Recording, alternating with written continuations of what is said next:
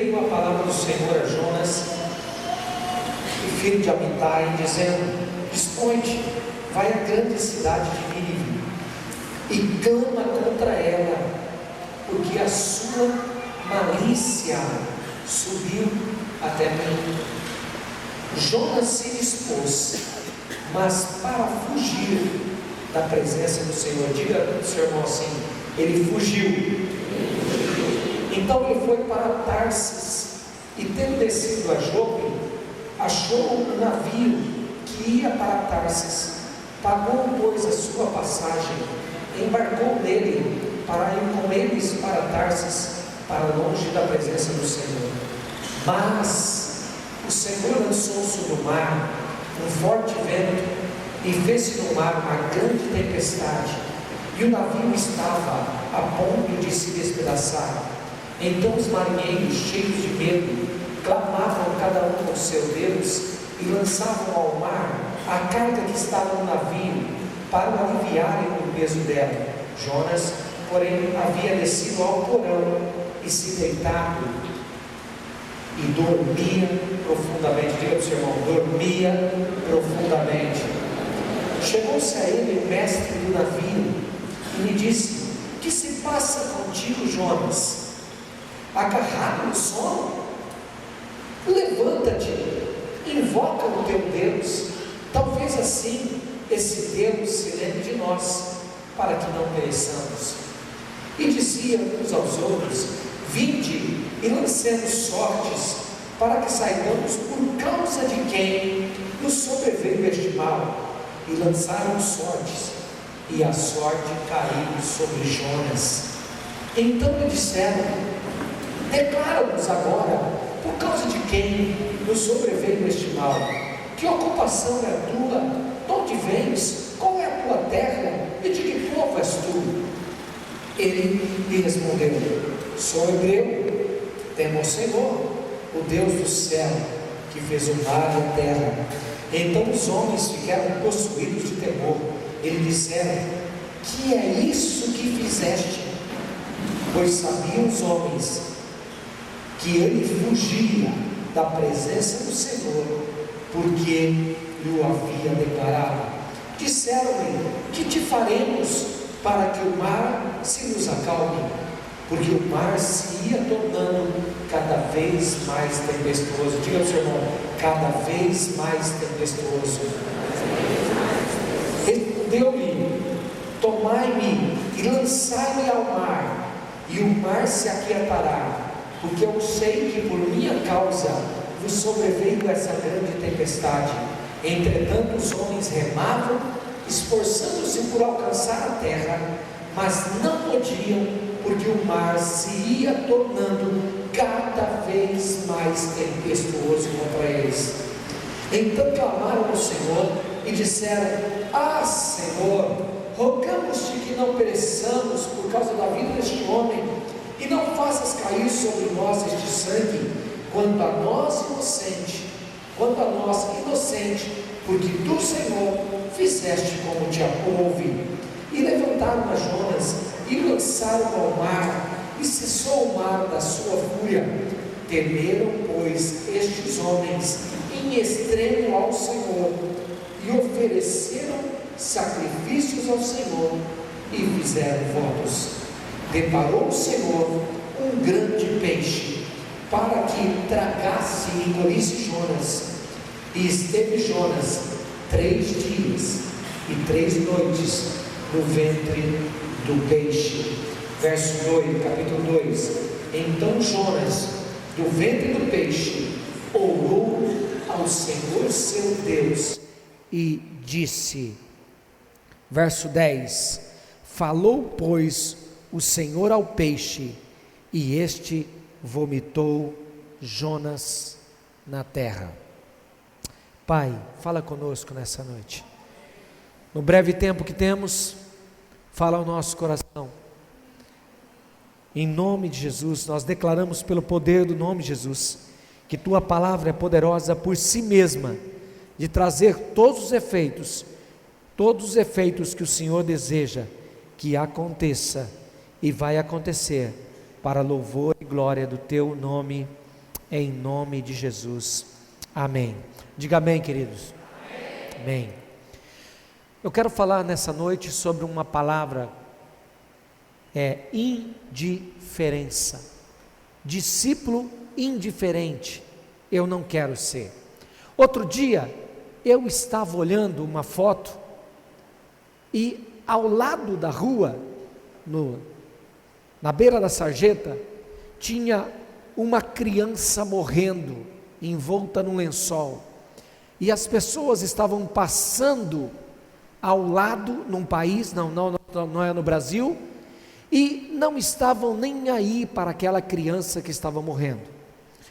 Cada dia que passa, com tudo que nós estamos nos cercando, com toda a tecnologia que nós temos, com tudo aquilo que temos recebido, com todas as informações que nós temos, tudo isso tem prejudicado o ser humano e feito com que o ser humano se torne indiferente.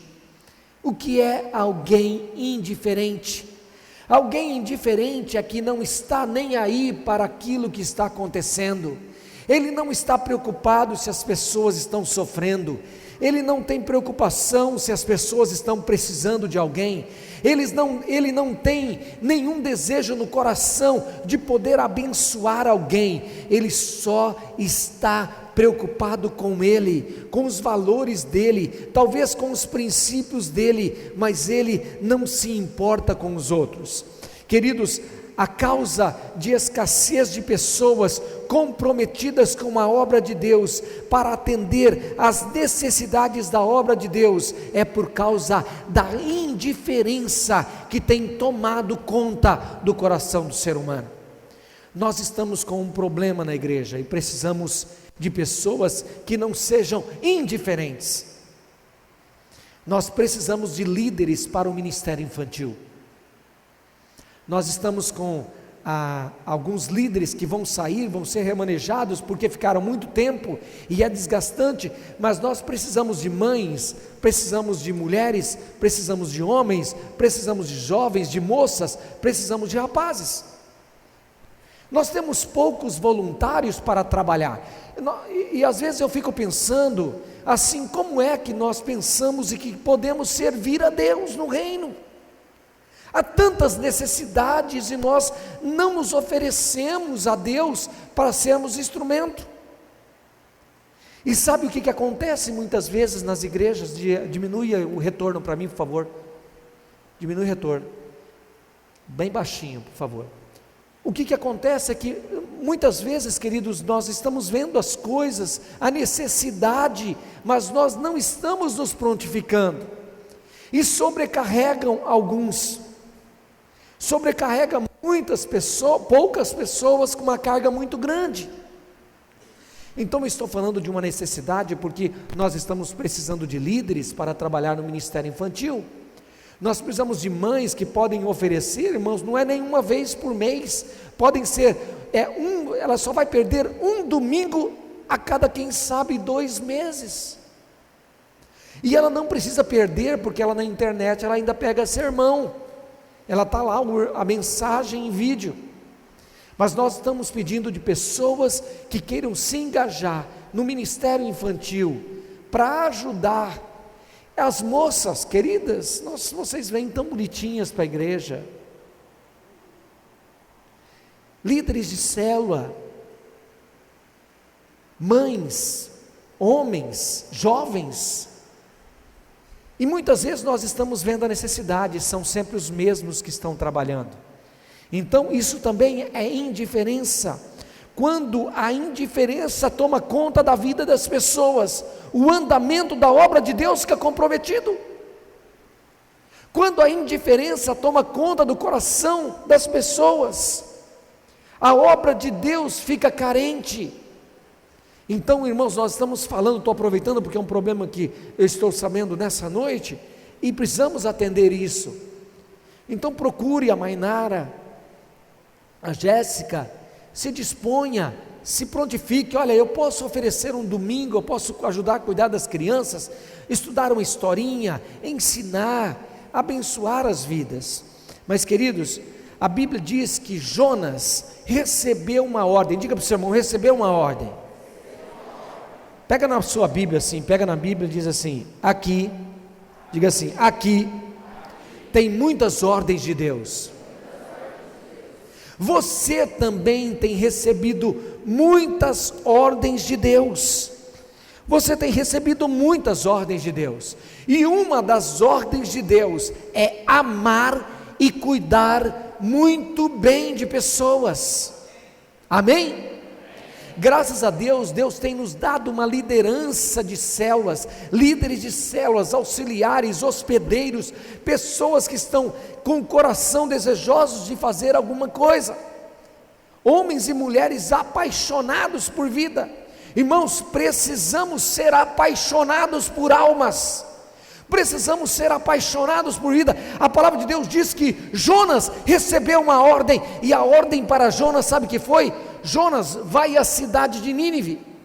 Irmãos, se Deus te mandasse para a Assíria hoje, a Bíblia diz que as pessoas estão, a Bíblia não, a história está dizendo agora, que as pessoas estão saindo da Síria, estão invadindo os países. A Síria fica lá na Mesopotâmia, lá perto do rio Tigres, lá perto de Israel. É um país islâmico, totalmente envolvido pelo islamismo, e as pessoas estão fugindo, dezenas de milhares, centenas de milhares, e os países estão recebendo essas pessoas que estão fugindo da Síria. Então o que está acontecendo na Síria hoje, é o que aconteceu naquela época. A palavra de Deus diz que a maldade da cidade de Nínive, que era a capital da Síria, chegou até o Senhor, e Deus disse assim: olha aqui, Jonas, você vai lá, dar uma ordem, você vai falar para aquele povo, que se eles não se arrependerem, eu vou destruir aquela cidade. Sabe quantas pessoas tinham naquela cidade? Mais de 200 mil pessoas naquela cidade. Era uma cidade maior do que a cidade de Araçatuba. E Jonas recebeu uma orientação de Deus. Irmãos, quando a gente recebe uma ordem de Deus, a gente precisa atentar que é uma ordem de Deus. Quantas ordens temos recebido de Deus? Jonas era um indivíduo preconceituoso. Sabe, irmãos, ele disse assim: eu não vou. Imagina eu ir lá naquele lugar. Imagine você hoje ser chamado para ir lá na Síria, lá naquela cidade, naquele país islâmico, e chegar numa cidade e dizer aqui: meu Deus mandou dizer que se vocês não se arrependerem, Ele vai destruir essa cidade. Pergunta para o seu irmão assim: você teria coragem? Jonas era um profeta, era um filho de Deus, um homem de Deus, conhecia a palavra, conhecia das suas responsabilidades. Jonas foi indiferente, diga para o seu irmão, indiferente. Ou seja, ele não fez caso da voz de Deus, ele foi indiferente. Foi dado para ele uma ordem específica, ele foi indiferente. Jonas foi enviado para uma cidade específica, ele não queria saber, ele não queria jamais se envolver com aquilo, porque ele dizia: aquela cidade merece ser destruída. Diga para o seu irmão assim: você não é diferente. Diga assim: você também parece com Jonas. E agora eu vou dizer para você por que você parece com Jonas. Quantos de vocês oram pelo pai que ainda não entregou sua vida a Jesus? Quantos de vocês não oram pela sua mãe que ainda não conhece o Evangelho? Quantos de vocês não estão preocupados com aqueles que morrem todas as semanas E a palavra de Deus diz que aquele que morre sem Cristo vai para o inferno. Sem Deus, vai para o inferno.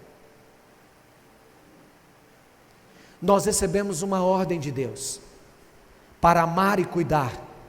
Deus nos deu uma ordem nessa cidade para conquistá-la para Jesus Cristo. Deus nos deu uma ordem específica para irmos e fazermos discípulos. Deus nos deu uma ordem específica para sermos sal e luz na terra de Mirandópolis.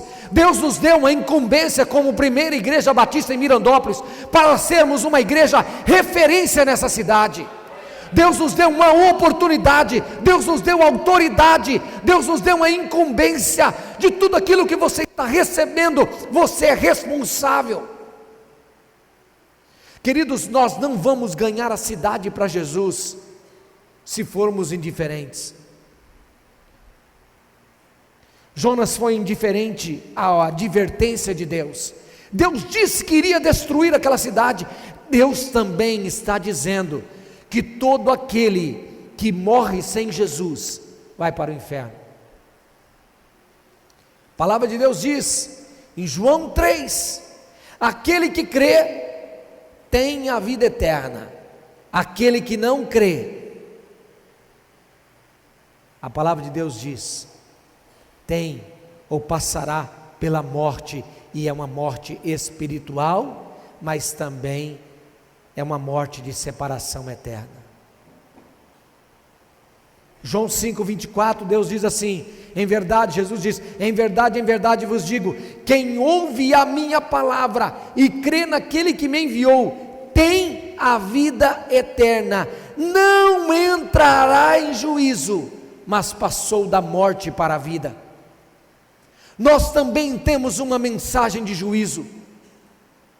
Aquele que não encontra e não aceita Jesus Cristo como Salvador, sobre ele tem uma mensagem de juízo. Irmãos, muitas vezes nós convivemos com amigos de escola, de trabalho, pode ser de tereré, pode ser amigos da infância, amigos e pessoas que convivemos com elas, e de repente recebemos uma notícia de última hora, aquela pessoa morreu, e fica no seu coração a pergunta, será que ela foi para Deus? Ou será que foi para o inferno? Irmãos, só existem dois caminhos, céu e inferno, e a palavra de Deus nos diz que nós temos uma mensagem. Diga para o seu irmão, nós temos duas mensagens, mensagem de juízo, diga para o seu irmão, mensagem de juízo, que é condenação, e a mensagem de salvação. Quando você prega o Evangelho, você leva duas mensagens, a mensagem de juízo e a mensagem de salvação. Se a pessoa conhece Jesus, aceita Jesus, é a mensagem de salvação. Se ela rejeita Jesus, a palavra de Deus diz que ela já está condenada. Nós não estamos inventando, brincando, manipulando consciências aqui. Nós estamos trazendo entendimento e discernimento às consciências dos profetas. Diga, eu sou um profeta. Eu quero dizer para você que Jonas era profeta. Profeta era a boca de Deus. Ele era a boca de Deus. E quando deixamos de ser a boca de Deus, o juízo vem sobre nós.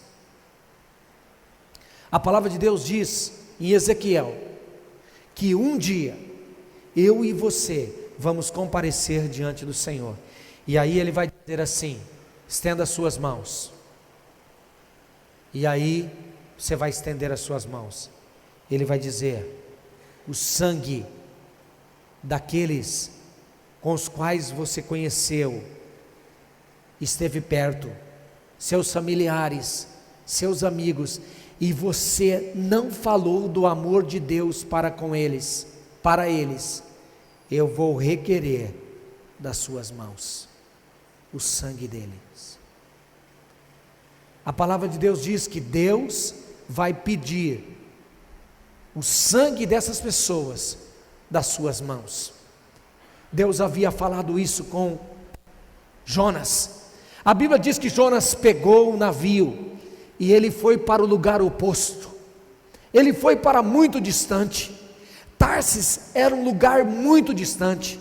A Bíblia diz em Isaías 66:19 que naquele lugar não havia chegado ainda a palavra de Deus. A glória de Deus não tinha sido manifestada na cidade de Tarsis e outras ilhas.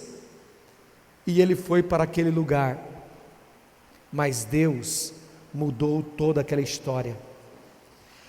Quando não obedecemos a Deus, diga para o seu irmão, quando não obedecemos a Deus, atraímos sobre nossas vidas muitos pecados.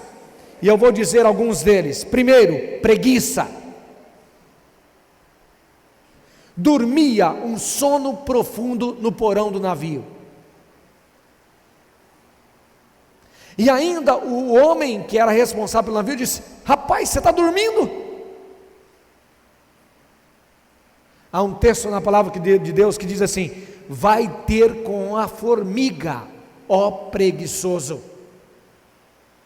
Considera os seus caminhos e seja sábio. Deus está dizendo que nós precisamos olhar a formiga que trabalha e considerar os nossos caminhos para saber se eu não tenho uma vida de ociosidade, de preguiça. Quero dizer uma coisa aos pais aqui. Pais, do dia o Fê chegou para mim, falou assim, um jovenzinho veio conversar comigo e falou que ia namorar. Aí eu disse para ele, você tem trabalho? O rapaz falou assim, não tenho. Aí ele disse, então não vai namorar não, só vai namorar quando você tiver emprego e trabalho. Como é que você vai comprar lanche para sua namorada? Como é que você vai pagar um sorvete? Como é que você vai... Ué, você não tem dinheiro para nada? Ou você vai ser sustentado pelo sogro? Não vai namorar não, pode começar a trabalhar primeiro. O rapaz começou a trabalhar, passou uma semana, arrumou um emprego. E aí, Fê, eu já posso namorar? Pode, agora pode namorar. Vamos. Sogros, os futuros sogros, né? Olhem para a vida dos seus futuros genros. O cara não trabalha? Pega uma vassoura bem penosa e varre ele da sua casa. Fala, ô vagabundo, vai trabalhar.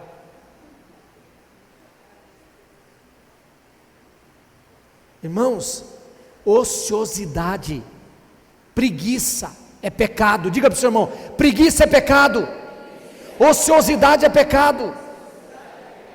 Outro pecado, medo. Jonas estava, todo mundo estava com medo.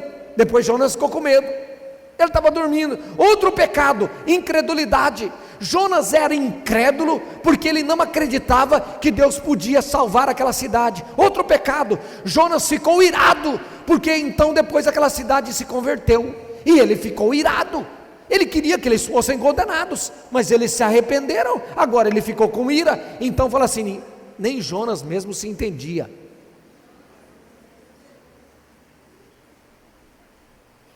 Comodismo e desamor. Tomou o Senhor e disse para Jonas, Jonas, você tem compaixão da planta? Você pode ler na sua casa o texto inteiro.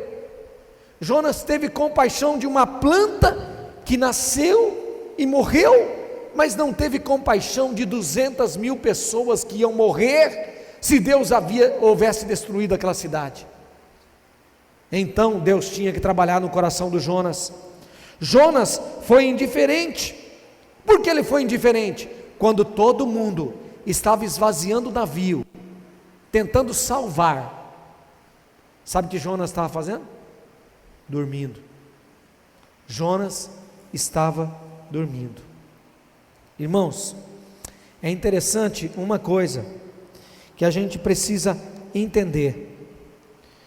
Muitas vezes o barco em que estamos usando para fugir da vontade de Deus vai passar por uma tempestade.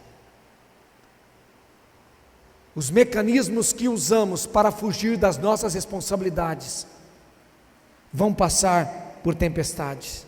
Quando nós não obedecemos a Deus, atraímos sobre nossa vida tantos pecados.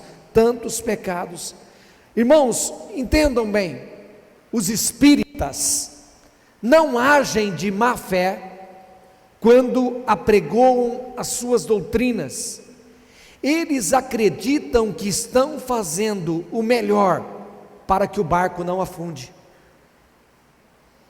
Os budistas são sinceros na sua divulgação dos ensinamentos, estão tentando evitar que o barco não afunde. Os muçulmanos, quando lutam pela expansão do islamismo, estão fazendo o que podem para o barco não afundar. Os católicos, quando rezam um terço, quando fazem romarias, quando estão doando e dando o melhor de si, para que o barco não afunde.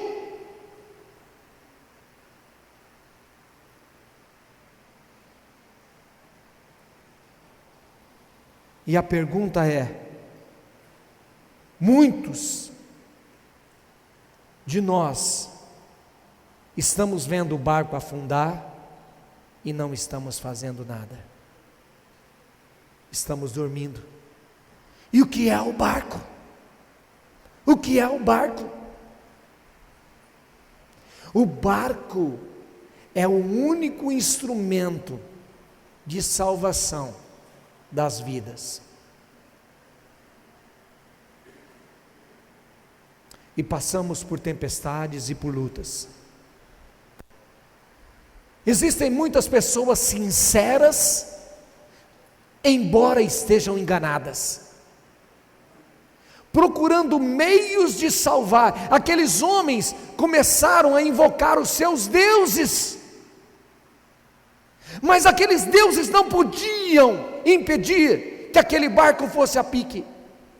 Mas Jonas era um profeta de Deus e estava no convés dormindo. Eu quero dizer para vocês, irmãos, quando a igreja, que é um gigante adormecido, acordar para interceder, para orar, para clamar, baixa o meu microfone, querido, para clamar ao Deus do céu, para dizer: Deus, nós queremos a salvação dessa cidade. Quando a igreja acordar para vir nas alvoradas, para tirar do seu tempo, para investir do seu tempo, para clamar ao único Deus verdadeiro, para dizer: Deus, nós queremos a salvação dos nossos familiares, nós queremos a salvação dos nossos amigos, Deus, nós queremos a salvação de todos aqueles que conhecemos. Nós não admitimos que eles morram e vão para o inferno. Deus, se eu não estou fazendo algo, eu vou orar, eu vou fazer igual aqueles marinheiros, eu vou clamar. Deus, nós estamos no barco e o barco está passando por uma grande tempestade. Quando a igreja, que é um gigante adormecido, acordar para interceder, para orar, para colocar diante de Deus, Deus vai mover os céus e a terra em favor de que a sua oração seja atendida. Quando Jonas disse assim: eu sou a causa, diga para o seu irmão: nós somos a causa ou a solução? Diga para o seu irmão. Nós somos o problema e podemos ser a solução. Irmãos, é na ausência dos homens de Deus que o pecado se alastra. É na ausência dos homens de Deus que o mundo é destruído. Mas é quando o homem de Deus não é indiferente, que ele se posiciona, quando o pai de família se posiciona em casa para abençoar o seu lar, quando a mãe, ela é intercessora, ela coloca os joelhos no chão, quando a igreja se posiciona, quando os homens, os profetas se colocam dizendo: eu sou a solução, eu não sou o problema, eu sou a solução. Deus começa a mover os céus e a terra. A Bíblia diz que Deus então, quando aquele homem foi jogado no mar, o mar se acalmou, porque ele era o problema.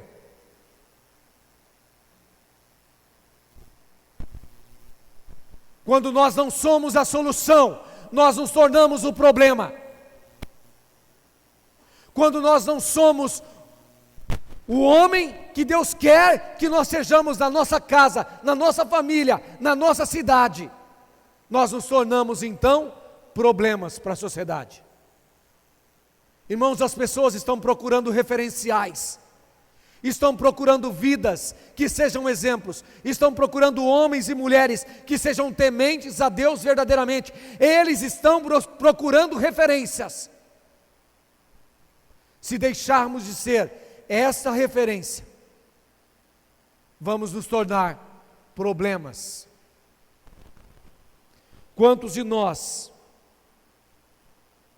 criticamos as células, os líderes de células, o pastor, a forma como a igreja é administrada, criticamos os programas da igreja, falamos que estamos cansados, falamos que não temos tempo, que a sua casa não pode ser usada para células, porque vão sujá-la e você não tem tempo para limpá-la. Diz que a igreja tem muitos programas, que tudo é muito cansativo, que tem que dar o dízimo, que tem que ir para a célula, que só critica. Você é problema, você não é solução. Porque as células têm sido um instrumento de salvação nessa cidade. É o programa que tem levado pessoas a conhecer o Evangelho. E quando eu não me apresento para ser solução, então eu estou sendo um problema. Jonas era um problema porque era indiferente. A indiferença, irmãos, é um pecado que precisa ser tratado. Irmãos, quantos de nós não investimos em missões? Quantos de nós não ajudamos na cesta do amor para abençoar famílias carentes? Quantos de nós não temos compaixão pelas almas? Quantos de nós não nos importamos com os nossos familiares que não conhecem a Jesus? Quantos de nós não fazemos visitas, não nos preparamos no Tadel, não nos preparamos no TLC, não intercedemos, não jejuamos, não oramos na alvorada, não oramos pelos pastores? E, irmãos, milhares de pessoas estão morrendo todos os dias. Uma cidade como Nínive morre todos os dias, indo para o inferno.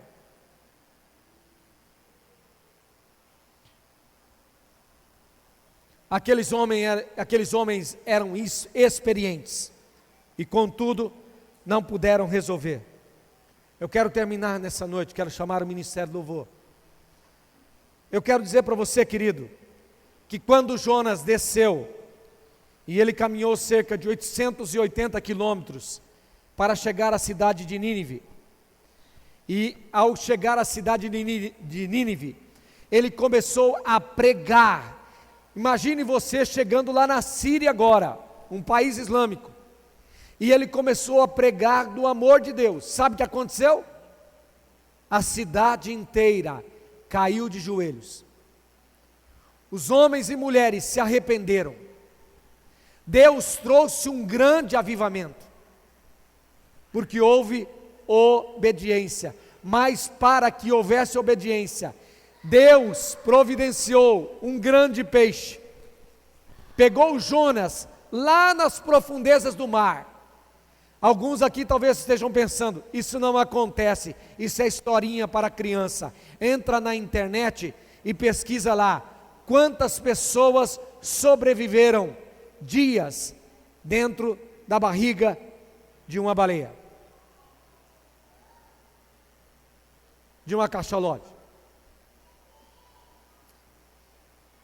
E esses casos existem para provar que isso foi possível acontecer com Jonas. Mas diga para o seu irmão, eu creio na palavra de Deus. E a palavra de Deus diz que um grande peixe engoliu Jonas. E se ela dissesse que Jonas tivesse engolido uma baleia, eu também acreditaria. Você acreditaria se a palavra de Deus dissesse isso? A Bíblia diz que um grande peixe engoliu Jonas. Queridos, Deus está nos chamando hoje. Eu quero chamar você, quero convidar você a ficar de pé.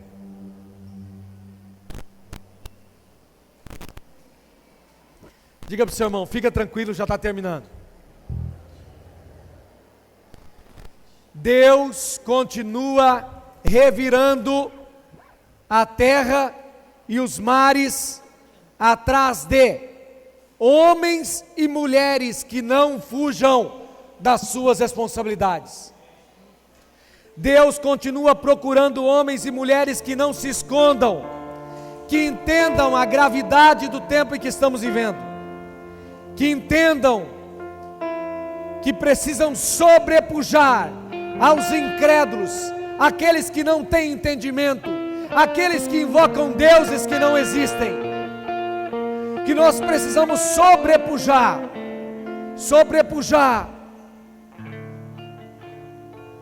as pessoas no amor, na honestidade, no altruísmo, na verdade, na justiça. Deus está procurando homens e mulheres que estejam atentos ao clamor dos aflitos e desesperados. Mateus 11:28 diz: vinde a mim, Jesus está dizendo, vinde a mim, todos os que estáis cansados e oprimidos.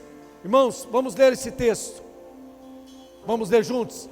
Venham a mim, todos que estão cansados e sobrecarregados, e eu lhes darei descanso. Diga para o seu irmão, Jesus não está mais presente agora. Diga assim, a presença de Jesus é dentro da sua vida. Então Ele está dizendo, diga, Ele está dizendo que essas pessoas devem vir até você. Jesus está dizendo, vinde a mim, todos os que estáis cansados e sobrecarregados, e eu vos aliviarei. Deus está chamando uma igreja que seja responsável.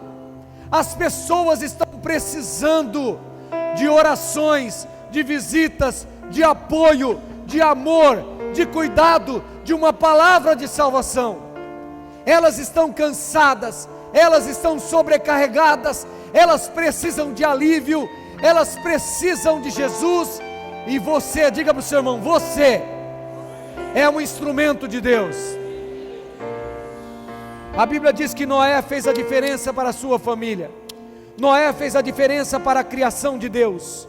Noé fez a diferença para gerações futuras. Noé fez a diferença para Deus. Noé fez a diferença apesar da sua idade.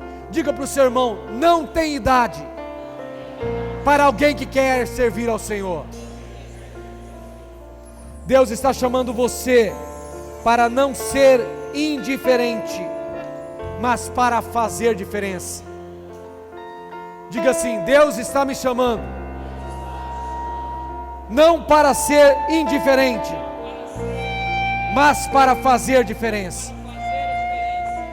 Para o som um pouquinho. Vira para a pessoa que está do seu lado. Você tem 30 segundos para dizer para ela o que você aprendeu nessa noite. Diga para ela o que você aprendeu. 30 segundos para um, 30 segundos para o outro. Fale com a pessoa que está do seu lado. Qual a mensagem mais importante que você ouviu hoje?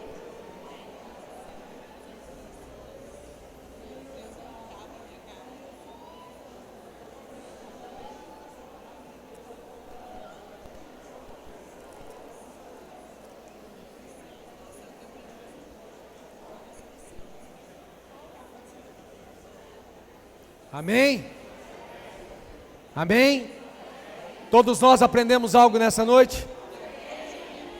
Deus não quer pessoas indiferentes, mas Deus quer que você faça diferença. Amém?